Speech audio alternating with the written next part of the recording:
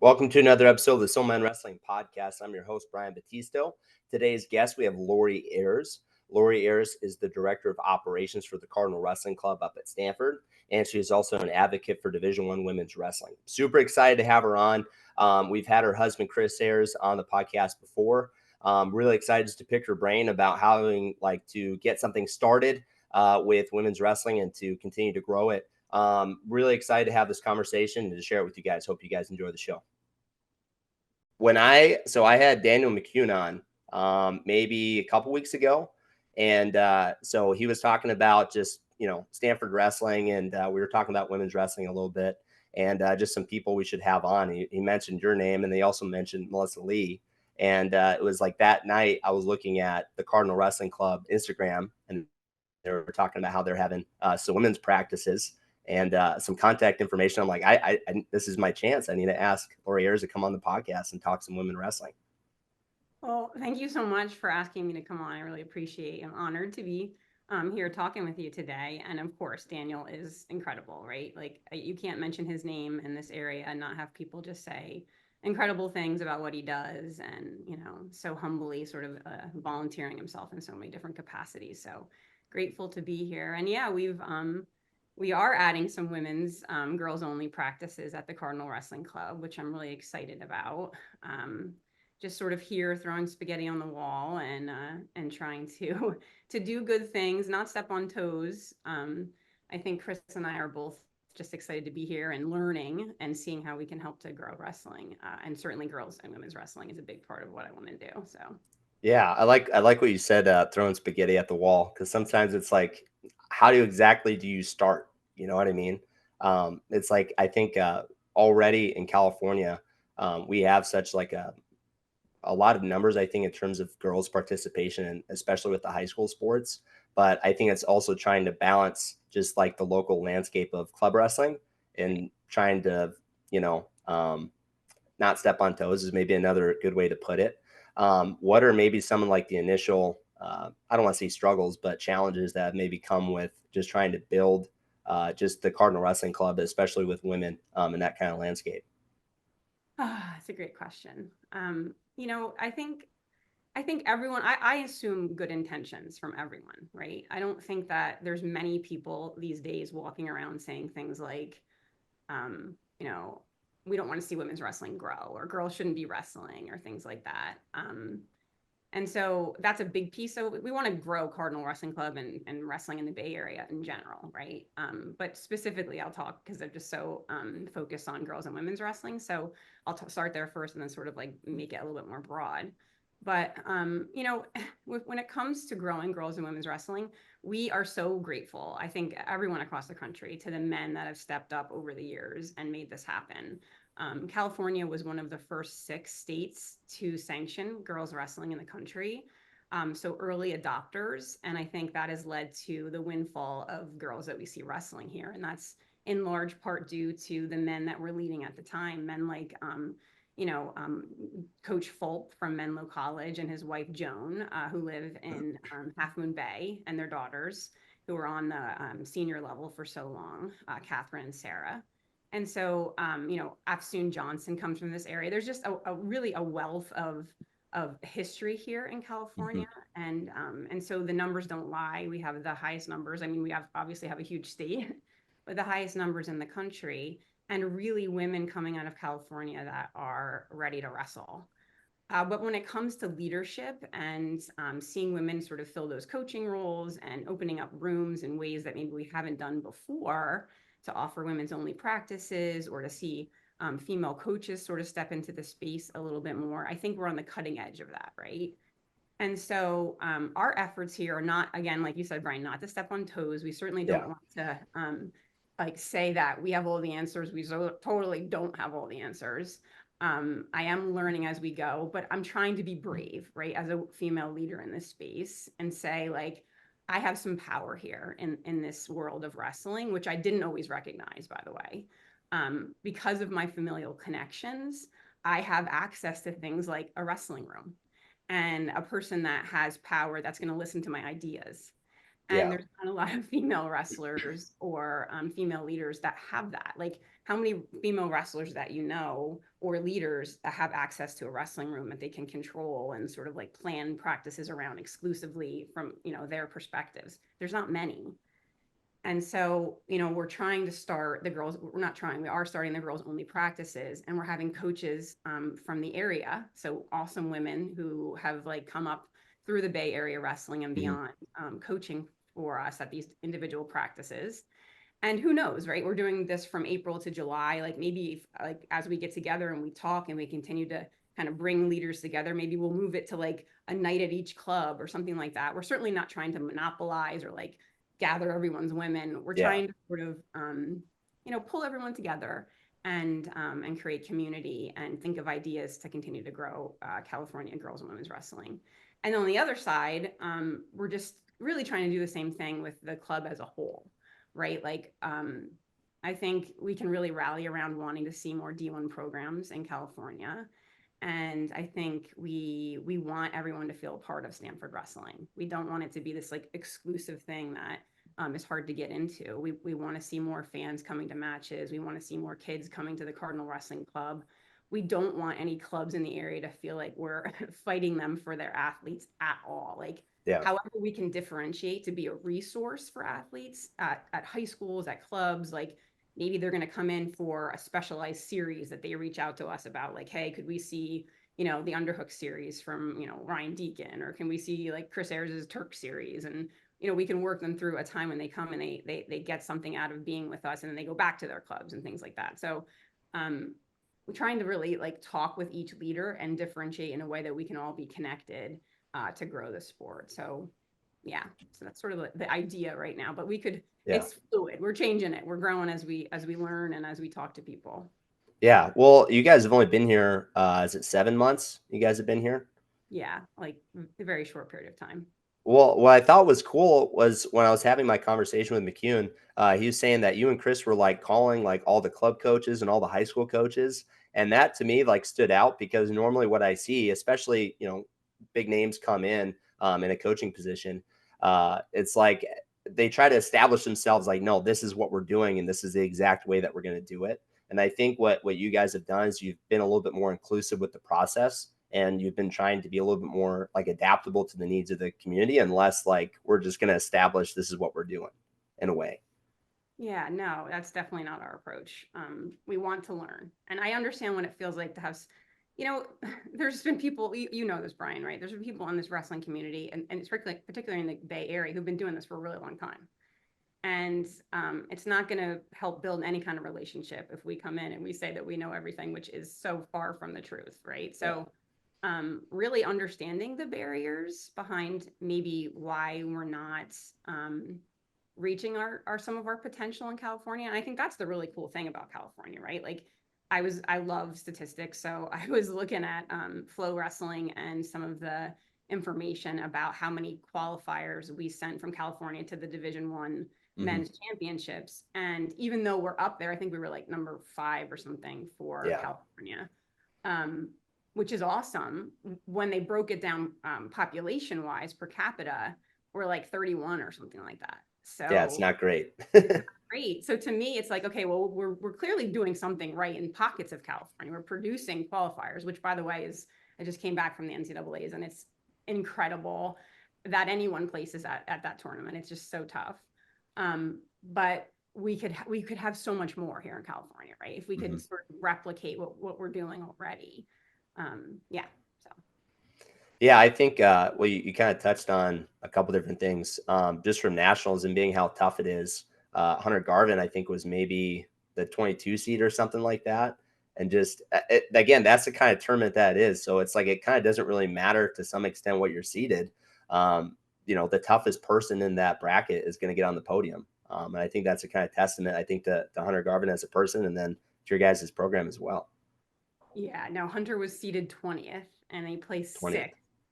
So how cool is that, right? To watch him just dominate in matches. I mean, I think when he was wrestling for to see if he would go for third, he pinned his opponent. Like he was just on a rampage, and I think he was undervalued in terms of going into the tournament for sure, Hmm. being seeded 20th. And there were some texts going back and forth from the coaches right before they went. And they were like, "Dude, Hunter could win this. Like he is Yeah. wrestling so strong.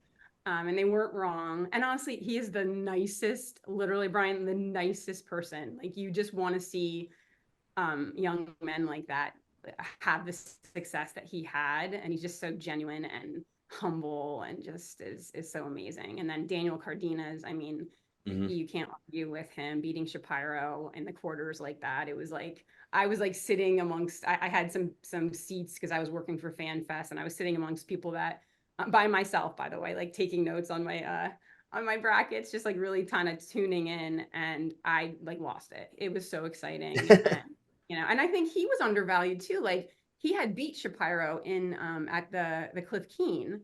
And so people like, I don't know, they just weren't mentioning that. And like he had already beat Meyer Shapiro, and then he went in and did it again, which but then it was, turned around in the final match. So those two will definitely continue to go probably back and forth. But he had such a great tournament. And then Jaden Abbas Hmm.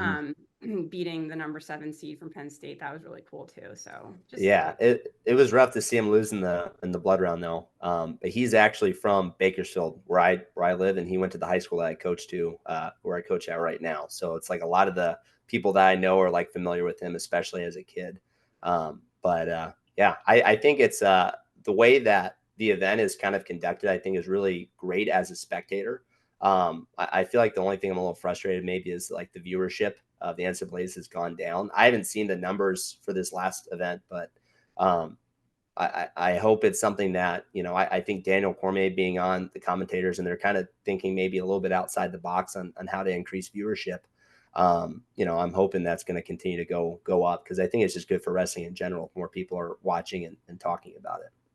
Yeah, I'm surprised to hear that. I mean, honestly, being in the arena, you could see the health of wrestling. It was Hmm. packed. I mean, people were excited. There was just like so much energy going on. And like I don't know. I've seen some of the back and forth stuff about the commentating. Like I was on Yeah. and listening to some of the. I thought they did a great job, right? Like it's not an easy thing to do, right? Daniel Cormier, he's a high school coach. He is very involved with, the UFC. He has a million hats that he wears. Like he was a color commentator. There was Yeah. plenty of stats and things going on. So I don't agree with the flack that he's getting. He stepped up to the plate and did a really great job. So grateful to men like him who are trying to be creative and do things differently. I think you just have to tune it out. Like I mean, poor Dayton Fix too. Like you become the villain on and social media is just there's I wonder if people would actually say the things that I saw on social media to DC's face. Like I doubt it, right? Like Yeah.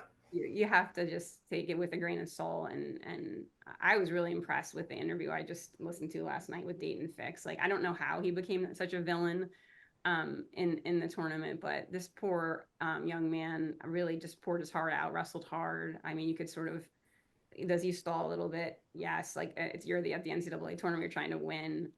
But here he is, and when you're there and you see the thousands and thousands of people, he's just a man trying to live his dream. And so I did feel bad for him, especially as a mom. I just wanted to like hug him and be like, "You're doing a great job. So keep going." Yeah. I saved his interview on Instagram. I didn't get a chance to watch the whole thing. But I'm hoping I'll get a chance maybe later today. I think with especially the number of people at the tournament, what you're trying to do, as well as with other women, just trying to advocate for Division I women's wrestling. I guess, how did that go in that kind of event or that kind of space? Just making connections with people, talking to different coaches, I'm sure. It was so great, actually. I think every year the Division I NCAA tournament, especially in the previous years, have really tried to bring women's wrestling in and amplify it and give it some visibility at the tournament. Um, Sarah Hildebrand and Helen Morales were, announced on the floor. I think that was last year or the year before. This year was the 20th anniversary of the first women's Olympic wrestling team. So Mhm. hard to believe, but in 2004, the first group of women, we only had 4 at the time, were part of our first USA wrestling team. So it was the 20th anniversary.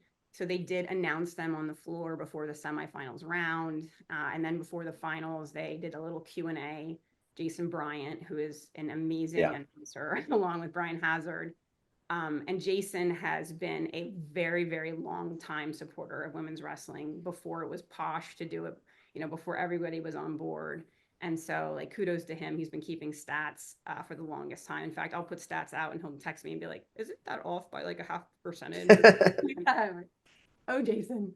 Uh, but there was a panel too. So at FanFest, they also did an incredible job. Sarah Levin from FanFest had the women Patricia Miranda, Taylor O'Donnell, Takara Montgomery, and Sarah McMahon. Sarah McMahon, who lives in Sacramento, California, by the way. Mhm. So, they had all of those women, plus Trisha Saunders, who is like a legend in women's wrestling, on the stage answering questions. And honestly, there could not be better ambassadors of our sport. The way that they talked, and Patricia Miranda, who obviously was part of the Stanford wrestling team. I don't want to say men's wrestling team because she was there too. Yeah. She went on to become in the first time that we had the women going to the Olympics. She brought home a bronze medal for us, and so every time she talks, I am like a little girl. I'm like fangirling listening. I'm like, oh, keep talking. Now she works in immigration law, and she's just like a complete badass. There's no other way to say it. And then when she speaks, she's just very calm, and the words that she shares are always super special. And this time was, no exception. So it was just really, really cool. And I think something prideful that as people in the Bay Area that support wrestling can really attach to.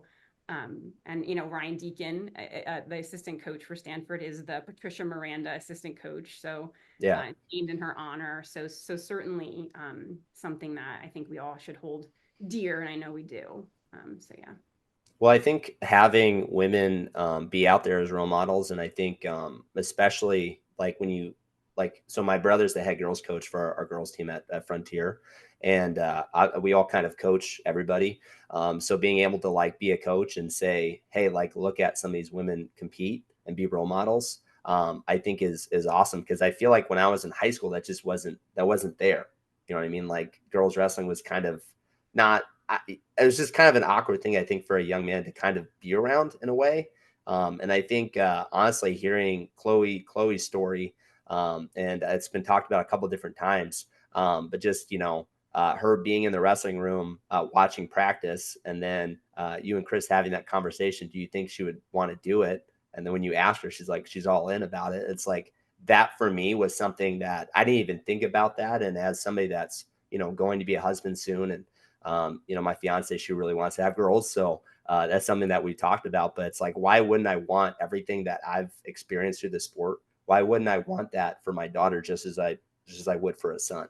So I think being able to see women just being good examples, and it's totally kind of flipped my mindset now that, especially as I'm coaching, it's like this is something we have to have, and this is where I maybe get a little bit fired up. But I just think for us to continue to grow this sport, and not just obviously produce great wrestlers, but try to produce like people of great character. That's got to be something that's inclusive of everybody, and everybody's got to be able to have access to that opportunity because it's so challenging to be in the sport for one. And it's interesting, like thinking about our numbers for our high school program. We had over 100 kids out for wrestling, and about I think 80 something were boys, and we had over 20 girls. And it's funny looking at the numbers at the end of the season because you see, maybe about 50 boys remaining, but almost all of our girls stayed. And we don't split it like the girls have one day where they have their own practice, but everything else is split varsity or JV. So we have a couple girls that are in the varsity level, and we have most of our girls in the JV level. And a lot of the girls ended up staying, which I think is awesome. More percentage wise than the boys, which I thought, again, just throwing out statistic, but was interesting. That is a true testament to what you're doing then, because we don't see that very often, unfortunately. So whatever, is in your magic sauce in terms of making those athletes feel safe and valued, is huge, right? So I'll talk about that for a few seconds, actually, if you don't mind. We do have some resources, right? So that there are coaches, I think, who don't feel comfortable having women in the room and are worried about not doing things right, and so maybe not like offering opportunities to young women. Mm-hmm. So I think really seeking out education to that end is important. And so really in a great way, USA Wrestling and Wrestle Like a Girl collaborated last summer and finally finished putting together something called the Teal course. Have you heard about Mm-hmm. this? Yeah, I saw it. So it's on Wrestle Like a Girl website right now, right? it's on Okay. the Wrestle Like a Girl website, but it's listed and available to coaches across the country, just like our bronze and our copper and our silver and our gold coaches certifications are. So it's something that gets added to your coach's card when you complete it. And it's 2 hours. And it's 2 hours of really jam-packed information that I think, especially if you're a coach newer, but really seasoned coaches too, to coaching girls and women, it's 2 hours that are well spent. It's $25.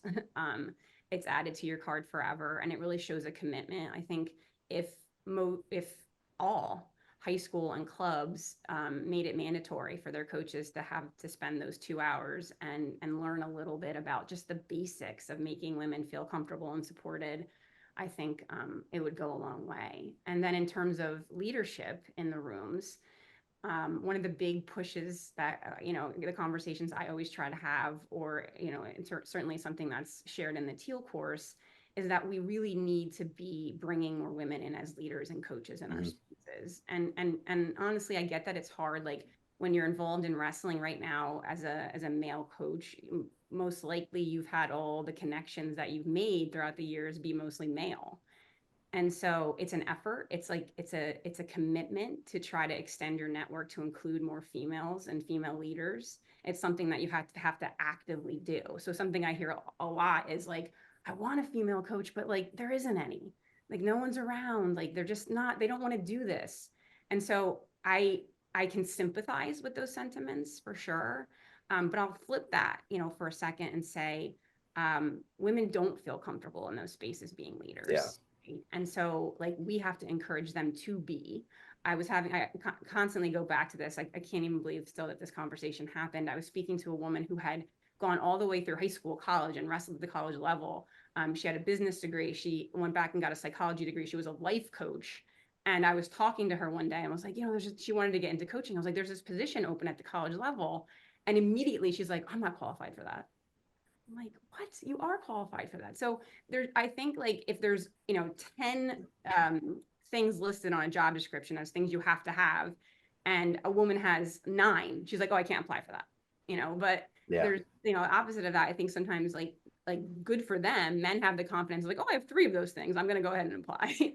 So, we need to flip that for women and say, like, it's okay, come into the space. And so I always say actionable goal for a club coach or high school coach is, you put the cadence on that, whatever works for you, maybe once a week or once a month, but like make a commitment to add a female into your network. Add someone like, get a connection from someone. What you just did right now, Brian, to like say, like, I'm going to reach out to Lori. I'm going to have her on my podcast. Like now we're Yeah. in each other's networks, right? Like, so could you do that 3 more times this month and continue to add women? And then when you have a coaching opportunity come up, you have this pool, this network of people that you can reach out to. Like the time to, um, gather up like a network of women that you could reach out to isn't when that coaching position comes up. It's as you go. And then when Yeah. an opportunity does arise, then you have this pool of people you can talk to. So yeah. Yeah, I think network building, I think, is crucial to developing any kind of program. And I think you and Chris are a testament to that, especially what you've done the last 7 months. I think with what you're talking about and trying to embolden girls a little bit more. One of our girl wrestlers, it's funny how she started. Her little brother was wrestling for a youth club, and she went to Frontier, where I'm a teacher and a coach. And I went to the snack bar because it's a youth tournament. So I get a little hungry. So I went to the snack bar and she was behind the table and she was like, "Hey, aren't you the Frontier coach?" And I'm like, "Well, yeah." And it's like, "Do you go to Frontier?" And she's like, "Yeah, I'm actually thinking about wrestling." I'm like, "Well, how old are you?" Like things like that. She's like, "I'm a junior. I play softball." So she ended up just completely quitting softball, just went all into wrestling. And she's so well rounded as like a student. She does all this volunteering. She like would come in and help like coach like our little kids. And at first she was like, "Well, I'm going to go to Grand Canyon. Like that's kind of like where I want to go and wrestle, or not wrestle because they don't have a wrestling team, but they have like a club team." And she ended up she's like, "No, I think I want to go to a program that actually is already a little bit more established." So she kind of just flipped where she wanted to go to school, and now she wants to go and keep wrestling. And I think building those kind of relationships to the point where I hope down the line, if she comes back to Bakersfield, she wants to come back and coach and feels like she has a space come back to. No, that's so cool. I mean, and remember too, like, she might not be super comfortable sharing technique, right, in a space Yeah. or any other woman, and especially in a space where there's really storied coaches who are getting up to coach, and then you for the first time are like getting up to show maybe like I don't know, like a leg lace or something, and you're like so Hmm. intimidated because you're like, what if I show something wrong? But there's so many facets to coaching, as you know, Yeah. so bringing someone in and having them work with you and then work into that piece where they're sharing technique, giving them like maybe a tiny window of like, hey, like, we're going to give you 5 minutes to show something today, and like just build off of that, giving them feedback, mentoring them. It's super important. And I love that you bring up that, this young lady was coming in and she was sort of dabbling with wrestling first, right? I think sometimes what we do wrong is we expect 100% commitment right away. Yeah. And I think we can't continue to do that and continue to grow wrestling. We need to let especially girls and women dabble in the sport first, right? They have a Hmm. lot of things that they do. Excuse me, like you said softball, but like they're into music, they're into all different kinds of things. And so to say immediately like, well, you have to come every day for 5 days a week or you can't be part of this program. It's like that's the Yeah. wrong philosophy. It's like come try it out. Like let them fall in love with the sport, and let them dabble. Like wrestling, I don't think certainly that just the national champions or the place winners are the ones that are getting something out of being part of wrestling. Like any capacity that they're willing to dedicate themselves to the sport. Maybe it's just in season, which is totally okay. Hmm. Of course, we want to keep our wrestlers in it if they want to be in it year round. But if they want to dabble in it and they can get something out of it, which we all know that they will, we want to continue to bring them in. So really kudos to you. That's really cool. And awesome that you're a coach and a teacher. I know that's not easy to do and can sometimes be a gauntlet to get through the season. So thank you for all you're doing. Yeah, whenever when you said that, I instantly thought of my fiance. That's something that's been kind of maybe not challenging. Like I've been very transparent about who I am and my commitment level, and she's been very understanding. But there have been times throughout the year where maybe I come home a little bit frustrated, and we have to have those conversations to where I just need to let things go. And that's kind of one of the recurring questions I have for guests. And I actually asked Chris this question, and he kind of gave an answer where it was like, well, I don't necessarily have that problem per se, because it's like, you know, my wife is in it. You know what I mean? Like my whole family's in it. So it's not like, you know, with I think a lot of coaches and their wives and their families where they're not necessarily involved with the sport.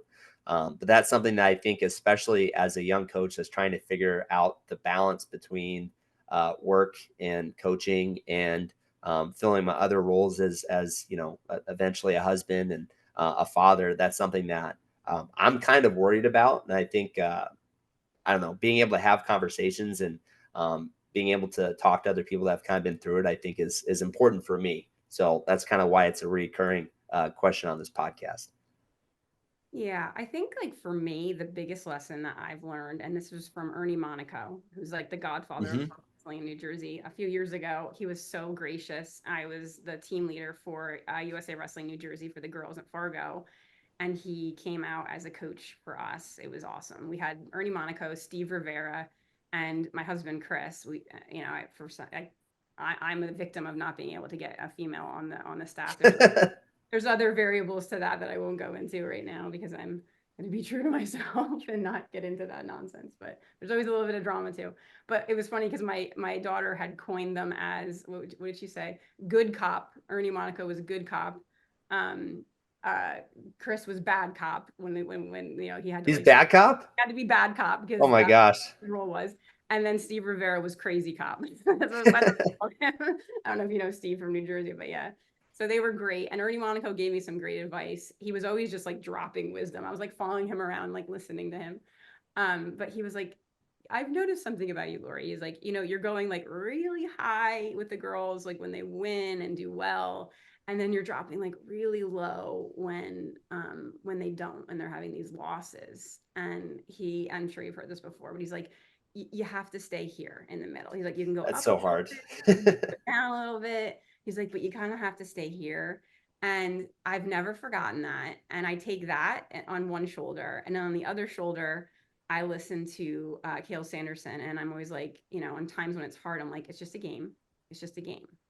And I really feel like every day when you're in wrestling, it's like the whole world, your whole life, right? Like it's like is a class. And because I was a teacher too for 23 years, I'm constantly learning and I'm getting better. Like I fail constantly. Like I get up and I'm like, who am I gonna like annoy today? Or who am I gonna like piss off and not even know it? Like, but I keep going because I'm learning a lot. I think the world of wrestling like amplifies the like life as a classroom. And Yeah. so I just want to keep using it in that way. Like, I just really want to be better as a person. And it's fun, right? To rethink and grow and be vulnerable. And I constantly have to apologize to people. I'm like, oh, I didn't see it that way. I'm sorry. Like, but I try not to let it stop me. Yeah.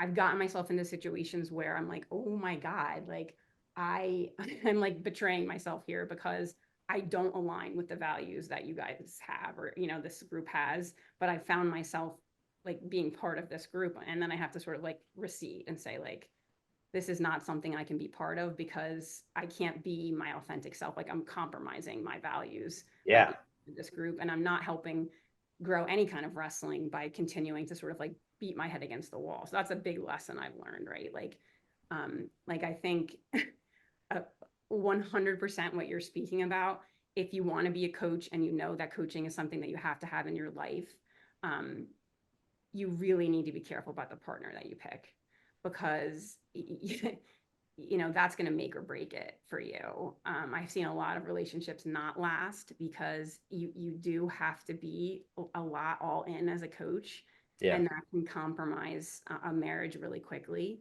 And so I think being honest and open, I think early on in our marriage, I laugh about this now, early on in our marriage, I was like, oh my gosh, I'm so excited. Like, great job at the NCAAs. Now we'll get some time. This will be wonderful. Like, we're going to be able to do this and this and this and this. And it just isn't like that. It just is, Yeah. recruiting picks up, and then there's weekends when they're in. And like at the NCAA tournament, like every year you come in exhausted on fumes, and then you get this like recharge of like, oh my God, like you were this close, like we can do this next year, we're gonna do this, this, and this, and this, and you leave literally on the plane ride home, you're like plotting out like all these things you want to do. So it just, and I believe in that dream for a few years. I kept thinking like this is gonna be better, we're gonna have time. I'm still saying that, Brian, and there isn't time. So pick your Yeah. partner wisely. And congratulations, by the way. I'm sure you've picked a good one. So good stuff. Yeah, she's pretty great. Yeah, her mom is going to come over soon, and her and my mom are going to talk about like wedding stuff. So that's I don't know. Yeah, I try to participate as much as I can in the wedding planning, but I also like trying to figure out like knowing my role. So like I don't know. It's kind of a weird thing maybe for me to express. I don't know. I don't know if a lot of guys maybe feel like that too.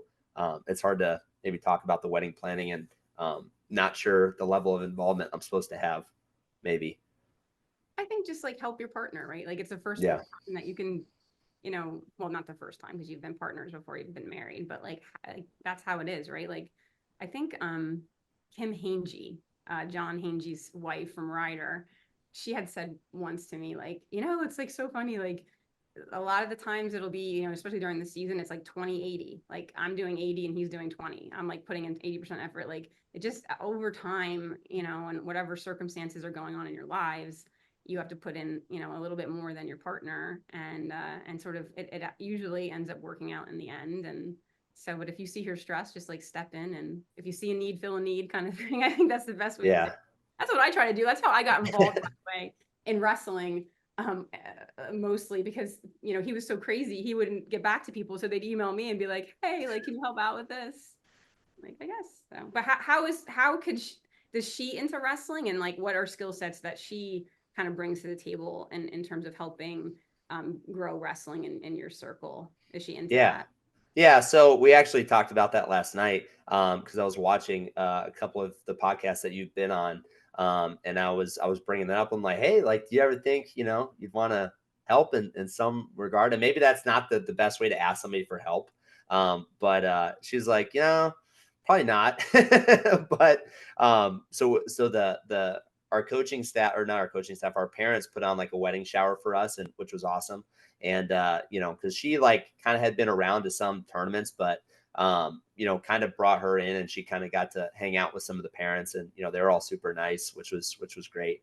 But that's actually how we met. Her younger brother wrestles for our club, Hmm. so that's how I initially met her at like a just like a team party barbecue kind of situation, and kind of just kept seeing her, picking up her brother from practice, and then it kind of evolved into, hey, you want to hang out sometime? And but yeah, no, she does a pretty good job, I think, of recognizing when maybe I'm at the 20%. Like the other day, we're trying to get middle school and elementary wrestling going in our town. And Hmm. I got like kind of a mixed day. I got like a yes from like a principal, which was awesome. I had a meeting with him, and it was great. And then I got an email from another school district that we're trying to kind of build into, and he's like, no. And so hearing that no was kind of like, I got pretty frustrated coming home, and I think she, I don't know. I think I was just holding on to it a little bit too long, and she was able to kind of just be patient with me, which was awesome. Um, but That's I awesome. think, yeah, I think so. When I know when you first started talking to different administrations about getting women's wrestling going at these different schools, I feel like hearing that, maybe not like a no, like a hard no, but maybe like a soft no. Um, for me, it's one of the most frustrating things because I feel like I can't control, and I feel like if they could just see how I see, like how wrestling can impact their school. I don't know, how do you deal with that? Because I feel like what I'm talking about with that. Yeah. Um, wow, what a great question. So yeah, like to your point, 100% frustration, but we love wrestling and we Yeah, know what it can do for people. But I do think that letting that anger and that frustration lead you is the wrong approach. So I actually will share another story about Patricia Miranda. So I think she exemplifies this approach really well. So at the Olympic wrestling, women's wrestling anniversary panel that they had this weekend, she was asked a very similar question, like, how are we handling these decision makers, and why is this not happening more at the Division 1 level? And she relayed it through a story about the Keep Stanford wrestling effort, right? I So got I got the shirt on right you now. do. I'll show you. Right, kept Stanford wrestling. Thanks to so many people. So grateful, grateful. But she said early on in that approach, there was a lot of anger and there was a lot of resentment. And unfortunately, no matter what the cause, whether it be really, really a good cause, it's hard for people to rally around anger and resentment and frustration, right? So um, she came at it from the approach, and I think she's super humble. She certainly didn't come out and say this was her idea, but other people have shared that it from the large part came from her. Um, was that like, look, like we have to build something here that's positive. We have to show these decision makers who maybe don't know a lot about wrestling all the great things that you're giving up if you aren't offering this as an opportunity. All of the kids in this country and in this state that look up to this program and dream about being here, right? Like all the good that you're letting just slip through your fingers. And then they used that strategy and people started to get on board, right? Like Yeah, all the other, like there was 11 sports that were on the chopping block. They all got involved and said like, you know what? Yeah, let's fight for this. Like, let's show them all the good that they're going to lose. And they really shined the light on the positive. And then it started to build and more people wanted to be a part of it and more people wanted to be a part of it. More people wanted to donate. And then the cool thing that happened was not just those 11 sports that were on the chopping block at Stanford, but every single, and there's like 38 or something, every single sport at Stanford got on board and said, you know what, this is a positive movement we all want to be part of and get behind. If you cut one of us, you cut all of us. And that was the difference. That was the game changer. So we really have to learn from people like that. That we have to be emotionally intelligent the way we tell our wrestlers to be, right? When you lose a match, right? Brian was like losing a match when you got that decision or you got that information. And you have to handle it with grace and say, like, how am I going to rethink this? How am I going to do better? And that's what we're trying to do on the women's wrestling front. Like, if I had a conversation with a decision maker at a D1 school and I said, like, you know what, like, you're not in compliance with Title IX. Like, this is something that happened to Iowa. The same thing's going to happen to you. Like, there's women on your campus that want this. Why isn't it happening? Where are the Yeah. opportunities? They would be like, arm's length, this is a crazy woman, and we're not going to have any more contact with her. So that's one approach. The other approach is to contact them. And I learned a lot of, like, this is information that, again, I'm not smart enough to come up with myself, like Andrea Yamamoto, June Fulb, Trisha Miranda, and so many Yeah. others I've had great conversations with. And, if we approach those decision makers alternatively and say, hey, like, I'm a resource for you. I would like to introduce myself. Like, I have connections to leaders at national organizations for wrestling across the country, as well as, constituents on your campus that really want to see this happen. I'd love to be a resource for you. Let's have some conversations about how they're creating clubs and opportunities in a small way to build, possibly eventually, towards a varsity program. But I'd like to have that conversation with you when you're available. That's a much better approach than, like, this, like, stomping in with, like, the lit torches and things like that. We're never going to get anywhere that way. So. Yeah, that's maybe how my initial approach is. I think the middle school and elementary wrestling was, and I think I learned very quick. I wasn't gonna get any kind of support doing that. Maybe not as dramatic as carrying a torch in, but I'm might as well be because it's hard. It's like when I feel like I care about something, it's hard for me to not maybe get a little bit spirited with that kind of stuff. But I think you're right in trying to apply the same thing that I do in wrestling, where it's, if you take a loss, it's like, well, how are we going to rebound? Why don't I just apply the same thing to this, maybe real life scenario? But that's something that I feel like, especially with younger people, that's why the sport is so great, is because it teaches that kind of lesson. When you lose or when you have these failures or shortcomings, don't like just throw on the towel and give up or react to the point where you're not productive, but think about, okay, what do I need to do better, and come back and try again. And I think that's kind of what it sounds like. What you're doing to a large extent is, maybe those admins, they say no, or it's, but it sounds like you've just been resilient and kind of stayed patient.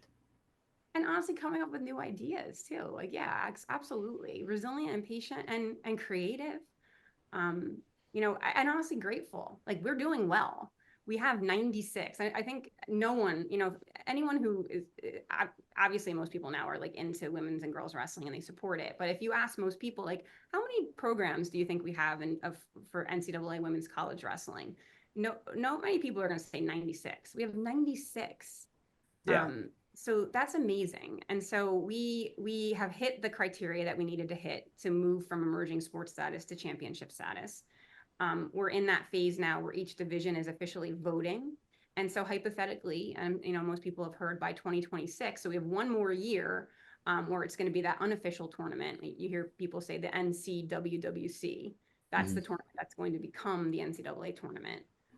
We're right there. So I'm super grateful. I'm also grateful that the NAIA Association is doing so well. So I think there's 45 programs there, and they're very healthy right now. And in fact, Menlo, which is in the Bay Area, was our NAIA national champions this year. And Yeah. Michael Ayala, the head coach, was the head coach of the year. So lots to celebrate, and be grateful for. Actually, I'll even go as far as to say our community colleges, right? So Mhm. um, our community colleges in California, our CCCAA association, California Community College Athletic Association, has now brought on women's wrestling as an emerging sport. And so there were 6 schools that competed, I believe, this year, but, like, I think almost 15 that are coming up in the next year or two that are going to be included. They have to hit the number of 20 schools before they can be an official sport. Mhm. Um, Originally getting started, they had started in folk style, so there was a lot of, like, conversation about why folk style. They're Yeah. they're switching over. So by 2026, the proposal was put in, and they should be wrestling freestyle by 2026 and continuing to grow. So I think we're headed in the right direction in California with building opportunities. And of course, we had the Stanford Women's Wrestling Club that was approved We're in those final stages and getting in that paperwork and things like that. So we're going to be establishing ourselves and building visibility and offering some opportunities. There's clubs, there's about 20 clubs at D1 schools across the country now, where we're opening ourselves up to really building robust opportunities, so that when decision makers at D1 schools are in a position to add a Division I women's varsity sport, we are the no-brainer, right? We're the easy Yeah. button because we've created these opportunities, and it's not easy. It's a lot of work. We're talking to USA Wrestling now about trying to partner with us to offer some insurance cards and some liability insurance, so that we can start to create some continuity with the workflow of establishing the clubs. Mm-hmm. The difference now, though, is that like 20 years ago, when women were on these D1 campuses, I mean, Audrey Pang from Princeton Mm-hmm. wrestled on the Princeton team in the early 2000s. She actually wrestled a match at EIWA at 125 Dang. pounds. Crazy. But back then, when you were facing these barriers as women, you would look behind you like, oh my God, like now what? And there was like no one. It was like crickets behind you. So our goal all along has been like a small group of dedicated women who are going to help lead this can make a difference here. And so that's what I and my, Emma Randall, Kira Berry, Jackie Paquette, and this, it goes on and on and on. These women that are really working hard. Krista Graff from the National Wrestling Hall of Fame is awesome. Charlotte Bailey in Iowa. I don't want to leave people out, but there's so many women who are like literally now when these women look behind them, it's like, oh, we're here. What do you need? Like, how can we help you? Like, we'll get through this barrier. We'll do it with integrity, and we'll be here for you. So that's really made the difference, and that's the work that I do. I literally am like, on the daily getting texts from women across the country and emails like, now what? I'm like, okay, calm down. We've been down this road before. We will do it. And it's a joy. Like, it's 100% been the most unexpected, like meaningful passion that's just like came out of nowhere for me. I did not expect to be here. If you would have known me in high school and someone would have said like, she's going to be a leader and women, in wrestling, I would have been like, you're crazy. But it's just been so wonderful. Yeah, so it's such good stuff. Yeah, and I think just it's kind of exciting just thinking about like even just this conversation. I hope young girls like watch this podcast and think like that sounds really cool. Like you don't necessarily know where you're going to be at maybe when you're in high school, but I think having those dreams and having those role models like yourself, I think is important, just to kind of see your own potential, possibly like your own vision of like this is where I can go, and obviously having an impact on other people is pretty cool. And that's kind of why we do this, right? Is we want to be able to help others understand maybe where they could go if they wanted to, and not necessarily creating those barriers that's going to prevent them from doing so. No, absolutely. And I would say that we want future leaders, we want future coaches, but we also want future fans of the sport, right? Yeah. I think we can do that on both the men's and the women's side. On the men's side now, it's insane in terms of like the ability that you have to watch matches and be a fan. Like I think you would agree, even within the last 5 years, it's like it's grown so much in terms of what's available media content wise. And we're Yeah. getting there with women's wrestling. It's way more fun to follow wrestling when you can follow wrestling, right? Like we have to be super savvy as fans of women's wrestling. I'm on like all these different sites and watching Facebook Live dual meets and things like that. Um, but we have to commit to that, right? We have Yeah. when they offer something on Flow, we have to watch when they have an amazing tournament. By the way, the NCAA tournament happened in Cedar Rapids. That's the women's national tournament that will become the NCAA tournament in 2026. We have to establish that tournament and make sure it's running well for the NCAA to accept it as a championship sport, to sort of show that we can, at least break even or create some revenue. Mm-hmm. And so Wrestle Like a Girl hosted that alongside, a commission in Iowa, and did an absolutely fabulous job this year. And so I attended, and it was incredible. I would say that at this point, like the attendance and the fanfare and things like that are pretty on point with like a D1 men's conference tournament. Like Mm-hmm. that's how great it was run. And so the team race was incredible, right? Like Iowa and North Central going into the final match in the finals against Yelena McCoyed, who actually lives in Sunnyvale, California. Really? She grew up here, yeah, and then she Okay. wrestled at North Central. It was her against Kylie Welker. And so Hmm. going in, it was 145 team points to 145.5. Like, so the last match of the entire tournament told us who was going to be the national team champions. So you couldn't have written a better story. Everyone was on the edge of their seats. The arena was electric. So it's happening, right? Like I'm just excited for women, like my daughter's age, like my daughter, to take her daughter and to start to create like what I see now at the men's Division I NCAA championship. It's like Yeah. it's less about the wrestling and more about the people, right? Like who you're seeing and kind of visiting. I can't wait to get there every year, and I'm starting to feel that same way now about the women's national tournament, and it's going to continue to grow, and it's just really cool. So we got I to support mean, those things. yeah. I mean, I think what you said about people, I mean, that's one of my favorite things about the high school state tournament in California is like, I get to bump into parents that I know that maybe I used to be around like coaching, or they recognize me from college, or talking to these different coaches that I used to wrestle with, or just have been around for a long time. I mean, I always think that's one of my favorite things. I think what's cool about the high school state tournament in California is when they first, established girls wrestling as a state as a championship. They had it at the same time as the boys, and they still do. And I think it's cool because you get maybe a chance to kind of grow that network a little bit more, especially of the coaches and parents, and there's more wrestlers at the tournament. And I think it's pretty well run. I think it's a pretty cool event. I think there's maybe some pushback in terms of maybe the setup or how the scheduling of the tournament kind of goes, because now it's 3 days, and they probably still could just do 2 days, but I think they stretched it out for a couple different reasons.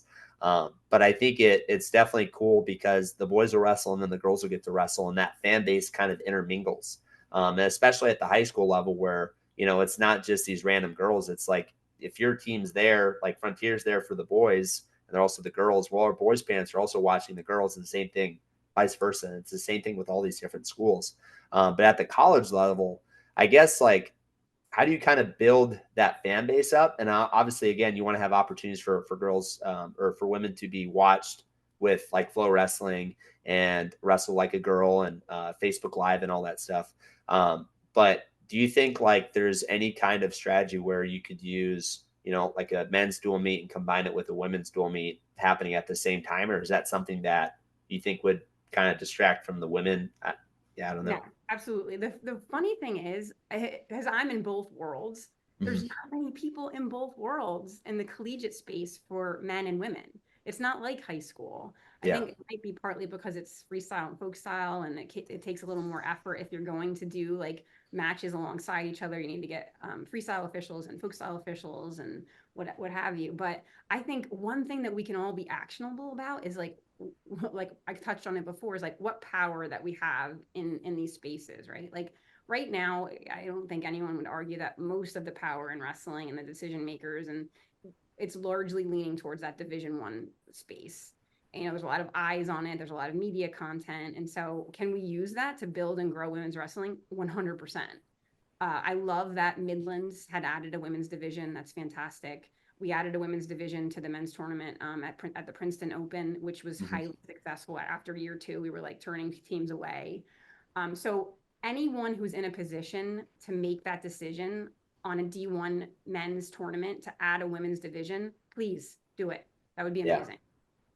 Anyone who is it sounds like it would be a super easy thing to have like exhibition matches at men's D1 matches. It's not. I can tell you I've Yeah. done it several times. It's like it's a lot to talk about. It's a lot of conversations with people. We had exhibition matches at the EIWA's conference championships for the men's Division I. We had four women's matches for 2 years. And it's hard, right? Like you have to have a lot Yeah. of conversation. You have to convince people. We did it before the semifinals round. But as to your point, Brian, like it gave people who wouldn't be exposed to women's wrestling the chance to see it and a Yeah. chance to be like, wow, like these women can wrestle. And they go to Princeton, they go to Columbia, they go to MIT, they go to Harvard. Like, yes, they do. And they gave up their chance to wrestle at a varsity level because they were offered this awesome academic opportunity. So Yeah. yes, for women. Like, I mean, you brought up Melissa Lee earlier in our conversation. Like, she was on a world team. She went to she was on the Pan Am world team for our country Yeah. and then didn't wrestle in college. Like, what the hell? That sucks. You know, Hannah Riccoli, who is also at Stanford right now as a junior, and these women are like really intelligent women who are going to be leading when they graduate, was a Fargo champ for California and a finalist at the state level. And she also came to Stanford because it's Stanford. And, you know, there wasn't opportunities here for her when she came. But, you know, when I called her up and talked to Melissa and said, hey, let's get this club going, they jumped. They Yeah. they worked their asses off, right, to get this put together. And they're all in. You know, Hannah has been in to like coach some practices, some RTC stuff that we've been doing, and she's just a natural leader. And obviously, like she's here at Stanford, she's a rock star. Um, but yeah, so we're getting there. Is the Yeah. Yeah, I think just providing, I think what you said, like more opportunity for women to come back and coach, because I think if you look at what I think building wrestling is at certain states, like especially like Pennsylvania, which is pretty well known, I think, for wrestling in New Jersey and California to some extent. There's pockets of it, but when you have people that go off and they wrestle collegiately and then they come back and they continue to coach and be members of the community, I mean, that's kind of what we want to build. And it's the same thing with women's wrestling. Like, you know, I mentioned one of our girl wrestlers earlier. I hope she goes off and wrestles in college and has a great experience. But I'm also really competitive, and I want her to come back and coach and, you know, be able to be a leader in the community that we're trying to build. So I think it's cool what you're doing, like for girls like Melissa. And there's another Greta Gustafson. nice. Her dad was actually my middle school coach. So Cool. I remember when I got a little bit older, I'd go back and help out in the middle school room, and she was just like this little tiny girl. So it's kind of cool to see her, you know, be able to give back and support other women's wrestling, especially in the Bay Area still. It's amazing. I mean, Eleni Fakozy too, the daughter of Sandy Fakozy, who was a Hmm. judo Olympian and a world champ, you know, and on the world team for the USA and wrestling, has been helping out. And Megan Lamb, who's a high school coach in the area, and Solon Piercy. I mean, I hope I'm not leaving anybody out, but yeah, like just so many incredible women who are leaders, but maybe just don't have as many opportunities as we'd like to see them have. So it's very cool. The other piece is I love that California has the high school USA wrestling program. Hmm. Um, and I think I've been so sort of surprised that people have conversations I've had that people don't really realize what that is or like how powerful that Yeah. is. I'll talk about that for 1 second if you don't mind. Okay. Yeah. Go for it. It's really important for women's and girls wrestling. So in New Jersey, like I would have loved to see this happen, but they wouldn't do it. So there's a handful of states across the country that when you think about membership to USA Wrestling, it's expensive. Like it's around $65 per athlete. And so that can be a barrier to athletes wrestling year round. You need a USA Wrestling card to attend most clubs. You need a USA Wrestling card to attend USA Wrestling events. And so most clubs use the USA Wrestling membership as their insurance liability.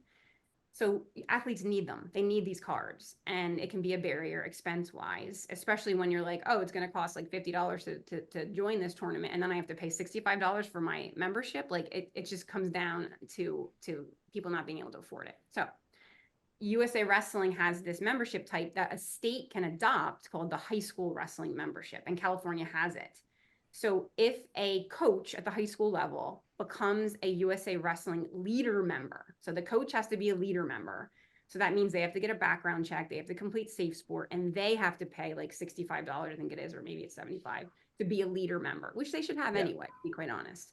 Then they can get their whole team membership cards. Like it doesn't matter if they have a team of girls, a team of boys, 100 kids on their team. They can get every single athlete a card for $500. Insane. So if you get two people to donate $250, you can get your whole team. Like every high school should do this. Every high school should do this. It would just make life so much easier. And so I think like as leaders, we need to keep talking this up because I think when you have something, you don't realize that other people don't have that. Like most states don't have this opportunity. So to have it is really Yeah. cool. I didn't even realize that other states didn't have it. This is the first year I think in a while our program has done it.